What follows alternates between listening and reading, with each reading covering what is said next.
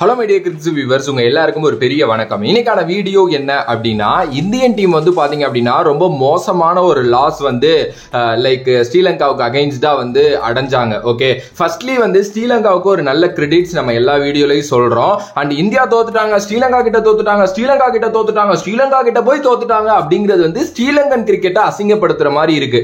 Sri Lankan cricket இந்தியாவை தோக்க அடிச்சுட்டாங்க அப்படிங்கிறது தான் எனக்கு தெரிஞ்சு கரெக்டான வேர்டு அப்படின்னு நான் நினைக்கிறேன்.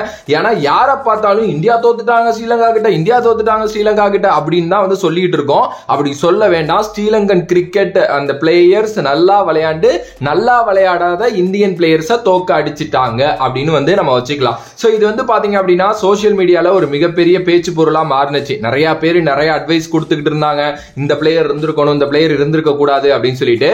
ஸோ நம்மளோட சீகா சார் இருக்காருல்ல, அவரோட சேனல்ல ஒரு வீடியோ போட்டிருந்தாரு. அதுல நிறைய நல்ல விஷயங்களை அவர் பேசியிருந்தாரு. ஓகே, அதை பத்தி இந்த வீடியோல பேசலாம் அப்படின்னு சொல்லிட்டு தான் இந்த வீடியோ. ஆக்சுவலி அவர் சொல்லியிருந்த ஒரு சில நல்ல பாயிண்ட்ஸ் தான் நான் இங்க எடுத்துட்டு வர போறேன். ஓகே, சோ ஃபர்ஸ்ட்லி வந்து பாத்துக்கிட்டீங்கன்னா அந்த KL ராகுல டிராப் பண்ணதை பத்தி பேசியிருந்தாங்க. ஆக்சுவலி அது வந்து நானுமே சொல்லியிருந்தேன், நீங்க அந்த ரிவ்யூ கேட்டிருந்தீங்கன்னா தெரிஞ்சிருக்கும். KL ராகுல் one of the best player in ODIs and டெஸ்ட்டுங்க. அதுல எந்த ஒரு மாற்று கருத்துமே கிடையாது. T20ல எனக்கு அவர் மேல வந்து ஒரு வேற ஒப்பீனியன் இருக்கு. ஓகே, அவர் ஒரு நல்ல கைண்ட் ஆஃப் T20 பிளேயரா அப்படின்னா அது ஒரு டவுட் தான். ஆனா அவரை மாதிரி ஒரு கிளாசி பேட்டிங் வந்து நீங்க ODI அண்ட் டெஸ்ட்ல வந்து பாத்தீங்க அப்படின்னா பார்க்க முடியாது. அப்படிப்பட்ட வேர்ல்டு கிளாஸ் பிளேயர் அவரை டிராப் பண்ணது அப்படிங்கிறது தப்பு. அந்த விக்கெட் கீப்பிங் ஆப்ஷனுக்காக ரிஷப் பண்ட உள்ள கொண்டு வர்றதுக்காக KL ராகுலை எப்படி டிராப் பண்ணாங்க அப்படிங்கிறது வந்து என்னால யோசிக்கவே முடியல. ஏன்னா நீங்க சீரீஸ் ஜெயிச்சிருந்தீங்கனாலோ இல்ல ஒரு ஒண்ணுக்கு, அதாவது இந்தியா ஒரு மேட்ச் ஜெயிச்சு அவங்க ஒரு மேட்ச் டிராப் பண்ணிருக்காங்க, அப்படி இருந்தா கூட நீங்க ரிஷப் பண்ட விளையாட வைக்கிறதுக்கு ஒரு நியாயம் இருக்கு.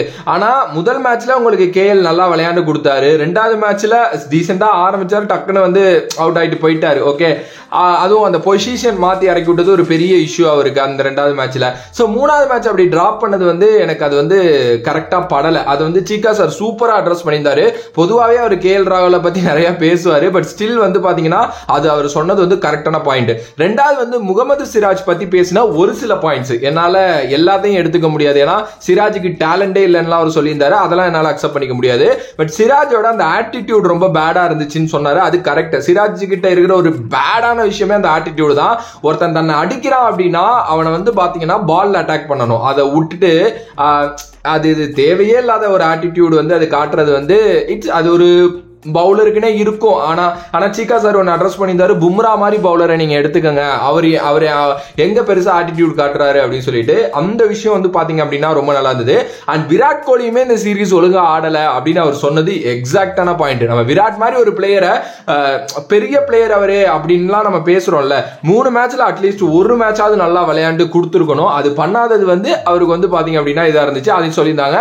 அண்ட் ரோஹித் சர்மா பத்தி சீகா சார் பேசியிருந்ததும் நான் இது. பட் இதெல்லாம் தாண்டி ருத்ராஜ் ஐக்வாட்டை எடுக்கல அப்படிங்கறத பத்தி பேசினது வந்து பாத்தீங்கன்னா எனக்கு உண்மையுமே ரொம்ப டச்சிங்கா இருந்துச்சு. ருத்ராஜ் ஐக்வாட்டோட இதை அழிச்சிட்டானுங்க அப்படின்னு அவர் ஒரு வார்த்தை சொன்னாரு. அது வந்து உண்மையுமே ஒரு விஷயம் தான். ஏன்னா நான் திருப்பி சொல்றேங்க, நீங்க வந்து சொம்புன்னு கூட வச்சுக்கோங்க, எனக்கு அது பிரச்சனையே இல்லை.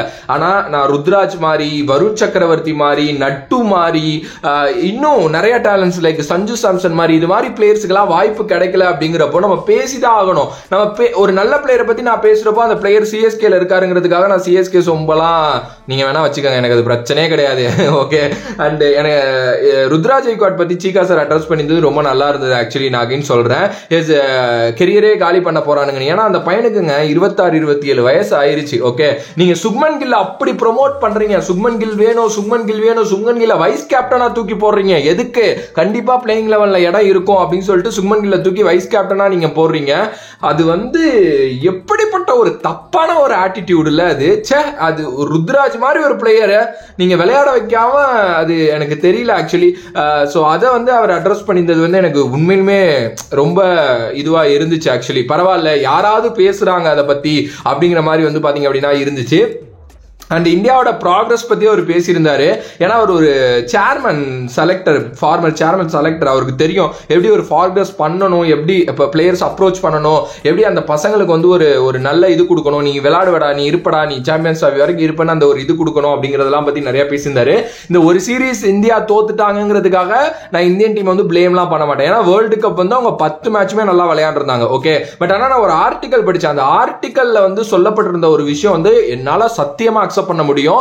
என்ன அப்படின்னா, if India plays in spin track, Indian team தோக்குறது 99% வாய்ப்பு இருக்கு அப்படின்னு சொல்லிட்டு.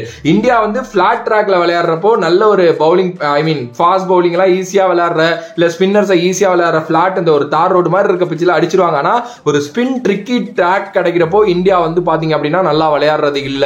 இது வந்து அப்பப்போ ப்ரூவ் பண்ணிக்கிட்டே இருக்காங்கன்னு அவங்க ஒரு ஆர்டிகல் ஒன்று படிச்சா, அது ரொம்ப ரொம்ப கரெக்டா இருந்தது. ஏன்னா ஸ்ரேயஸ் ஐயர் வந்து அவரோட விக்கெட்டை லூஸ் பண்ண விதமா இருக்கட்டும், ரியான் பராக், சிவம் டூபே இவங்கெல்லாம் லூஸ் பண்ண விதமா இருக்கட்டும், அப்படிதான் இருந்துச்சு. விளையாட தெரியாதவன் விளையாண்ட மாதிரி தான் இருந்துச்சு. ஆனா அவங்களால அந்த பாலை கணிக்கவே முடியல. பால் குத்தி எங்கெங்கயோ திரும்பி எப்படியோ வந்துகிட்டு இருந்துச்சு. எஸ், எனக்கு என்னமோ வந்து என்ன தோணுதுன்னா, ஒரு நல்ல ஸ்பின் ட்ராக் போட்டு ஒரு இங்கிலாந்து மாதிரி, ஆஸ்திரேலியா மாதிரி டீம்ஸோட எல்லாம் இந்தியாவை விளையாட விடணும். அப்பதான் இந்தியாவோட ஃபுல் பொட்டன்ஷியல் தெரியுங்கிறது தான் எனக்கு சீரியஸ்லி வந்து தெரியுது. ஏன்னா அப்படிப்பட்ட ட்ராக்ல எல்லாம் நம்ம விளையாடியே ரொம்ப நாள் ஆச்சு. அப்படி விளையாடுறப்போ மேக்சிமம் தோத்துடுறோம் அப்படிங்கிறதும் அவர் கிட்டத்தட்ட அட்ரஸ் பண்ணியிருந்தாரு. சீரியஸ்லி அது ரொம்ப ரொம்ப ரொம்ப வேலிடான ஒரு விஷயம். அதை நான் ஒரு ஆர்டிக்கல்லையும் படித்தேன். ஓகே, எண்ட் ஆஃப் த டேலங்க இந்தியன் டீம் அவங்க வந்து ஒரு ஸ்டாண்டர்ட் செட் பண்ணியிருக்காங்க. இந்தியன் டீம்னா இப்படிதான், நாங்கள் இவ்வளோ பெரிய ஒரு IPL நடத்துகிறோம், எங்கள்கிட்ட நிறைய டேலண்ட்ஸ் இருக்கு, நாங்கள் வந்து இப்படிதான் விளையாடுவோம், இப்படிதான் அப்ரோச் இருக்க போதுலாம் எல்லாம் பண்றாங்க. ஆனால் நல்ல பிளேயர்ஸை செலக்ட் பண்றாங்களா அப்படின்னா அது ஒரு பெரிய பெரிய பெரிய கொஸ்டின் மார்க். ஏன்னா சீக்கா சார் அட்ரஸ் பண்ணியிருந்தாரு, இது இந்தியன் டீமுங்க, நேஷனல் டீம், உங்களுக்கு பிடிச்சவனை செலக்ட் பண்றதுக்கான இடம் இது கிடையாது அப்படிங்கிற மாதிரி அவர் சொல்லியிருந்தாரு. அது சோ ட்ரூ. அதுல எந்த ஒரு மாற்று கருத்தும் கிடையாது. பட் ஆனா இது இப்பதான் அப்படி இருக்காதுன்னா பல காலங்களா அது அப்படிதான் இருக்கு. ஹோப்ஃபுல்லி இப்ப இருக்கிறவங்க இதுக்கப்புறம் பிளேயர்ஸை செலக்ட் பண்ணணும். ஏன்னா ஆல்மோஸ்ட் அடுத்து ஒரு 45 நாளைக்கு வந்து பாத்தீங்க அப்படின்னா இந்தியன் டீமுக்கு எந்த ஒரு அசைன்மெண்ட்டுமே கிடையாது. இதுக்கப்புறம் பங்களாதேஷ் சீரீஸ் தான், டெஸ்ட் சீரீஸ் இருக்கு, இதுக்கப்புறம் இன்னொரு 3 ODI இருக்குன்னு நினைக்கிறேன். அதுக்கப்புறம் ஸ்ட்ரெயிட்டா சாம்பியன்ஸ் ட்ராஃபி, நிறைய விஷயங்கள் இதுக்கப்புறம் நம்ம நடக்க தான் போகுது. பார்ப்போம் என்ன நடக்க போகுது அப்படின்னு சொல்லிட்டு. எனக்கு இந்த சீரீஸ்ல இருந்து ஒரே ஒரு டேக்அவே, ரோஹித் சர்மாவோட அப்ரோச் டுவர்ட்ஸ் கேம் வந்து ரொம்ப நல்லா இருந்தது. அவர் தனி ட்ராக்ல விளையாண்டுட்டு இருக்காரு. அவர் வந்து நான் இப்படிதான் ஆட போறேன்ட்டு 3 மேட்சுமே காட்டினார் அப்படின்னே சொல்லலாம். எஸ், உங்களோட கருத்து சீக்கா சொன்னதை பத்தி என்ன அப்படின்னு சொல்லிட்டு மறக்காம கமெண்ட் பாக்ஸ்ல கமெண்ட் பண்ணுங்க. And if you like the video please like, share and subscribe to நம்மளோட கிரிக்ஸிப் சேனல். நிறைய வீடியோஸ் இது மாதிரி போடுறதுக்கு நான் ட்ரை பண்றேன். ஸோ நீங்களும் வந்து எனக்கு தொடர்ந்து சப்போர்ட் பண்ணிட்டு இருக்கீங்க. இன்னமும் உங்களோட சப்போர்ட் எனக்கு ரொம்ப அதிகமா தேவை. தொடர்ந்து சப்போர்ட் பண்ணுங்க. தொடர்ந்து நிறைய வீடியோஸ் போடுவோம். நான் தொடர்ந்து அப்படியே என்ஜாய் பண்ணி கிரிக்கெட் பேசுவோம், நிறைய கிரிக்கெட் பேசுவோம் அப்படின்னு சொல்லி இந்த வீடியோ முடிக்கிறேன். ஸோ நன்றி, வணக்கம். Love you all. Stay safe மக்களே, ஸ்டே சேஃப்.